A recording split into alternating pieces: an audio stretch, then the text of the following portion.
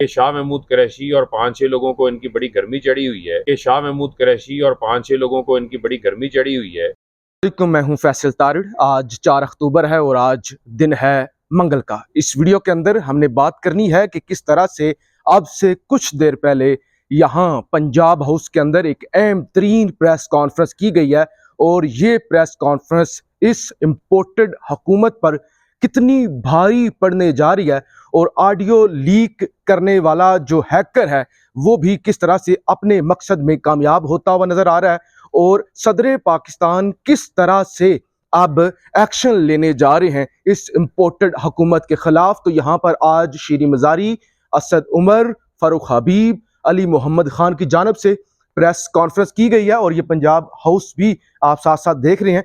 लेकिन इस press conference के अंदर जिस तरह से ऑडियो जो लीक्स हुई थी वो तमाम तर मामला जो है उसमें किस कदर पीटीआई को अब फायदा होने जा रहा है और वो ऑडियोज किस तरह से अब इस इम्पोर्टेड हुकूमत के लिए एक बड़ा खतरा बन चुकी हैं। आपको याद होगा कुछ देर पहले वजीर आजम हाउस की एक ऑडियो लीक हुई थी और उस ऑडियो लीक के अंदर आजम नजीर तारड़ साहब थे, उस ऑडियो लीक के अंदर राना सनाउल्लाह साहब थे, उस ऑडियो लीक के अंदर इम्पोर्टेड वजीर आजम था।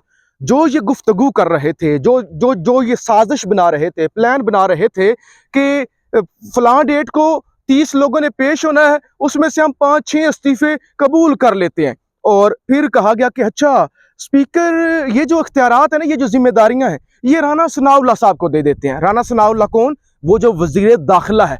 किसके इख्तियारात दे देते हैं? स्पीकर के। और फिर शहबाज शरीफ कहते हैं कि शाह महमूद कुरैशी का इस्तीफा कबूल करें, उन बड़ी गर्मी चढ़ी है। ये अल्फाज इस्तेमाल किए गए कि शाह महमूद कुरैशी को कंट्रोल करें, उसका इस्तीफा कबूल करें, उन बड़ी गर्मी चढ़ी है। इस सारे मामले को लेकर आज एक बहुत बड़ी यानी प्रेस कॉन्फ्रेंस यहाँ पे की गई। 10 के करीब मेंबर कौमी असम्बली साहब का जो है पीटीआई के वो तमाम तर सीनियर क़यादत थी। अब जनाब ये लोग यहाँ से इस वक्त जब ये रिकॉर्डिंग कर रहा हूँ तो इस्लामाबाद हाई कोर्ट जा चुके हैं, पहुंच चुके हैं Islamabad high court. Islamabad high court में ये ऑडियोज की रोशनी में ये जो ऑडियोज आ चुकी हैं, ये जो आइन को मैंने उस दिन भी कहा था कि कस्टमाइज किया जा रहा था कि एक शख्स स्पीकर के इख्तियारात इस्तेमाल कर रहा है और फिर यही नहीं, एक मफरूर, एक भगोड़ा शख्स, एक मफरूर और भगोड़ा शख्स, उसके हवाले से ये बात की जा रही है कि इस्तीफों के हवाले से आप फाइनल कर लें, बड़े मियां साहब से मंजूरी ले लेंगे, बड़े मियां साहब से मंजूरी ले लेंगे। वो सारी चीजें तो आप जान ही चुके हैं।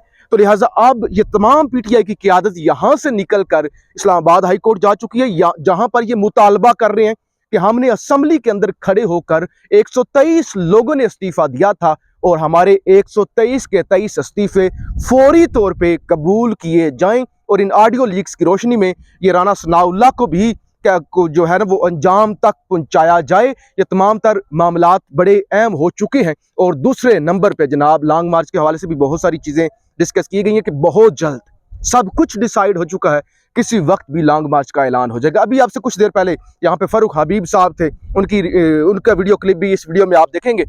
फारूक हबीब साहब ने ये कहा, एक ऑप्शन है कि अदम एतमाद तो हम नहीं ला रहे, हमारे पास नंबर्स ही पूरे नहीं और हम अदम एतमाद वाले प्रोसीजर में जाना भी नहीं चाहते, हम फौरी तौर पे इलेक्शन चाहते हैं।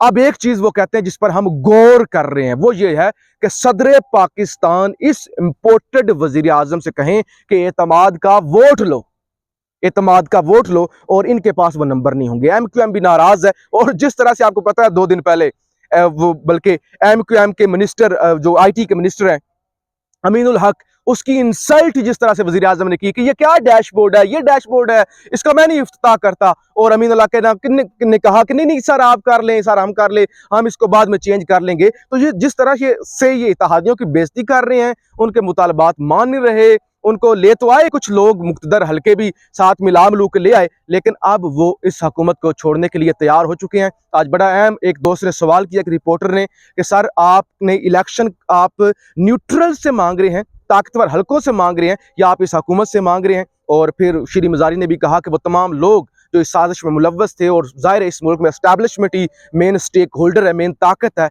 तो उनसे भी हम सब कुछ जो इलेक्शन है वो मांग रहे हैं। लेकिन अब इस इम्पोर्टेड हुकूमत का चलना मुश्किल हो चुका है। इस्तीफों के लिए इस्लामाबाद हाई कोर्ट से रजू कर लिया गया है और सबूत भी हैं और केस बड़ा मजबूत है। सुप्रीम कोर्ट के अंदर भी ऑलरेडी इस्तीफों के हवाले से जो है वो केस चल रहा है, और फिर आज एक और वारदात डाली गई है।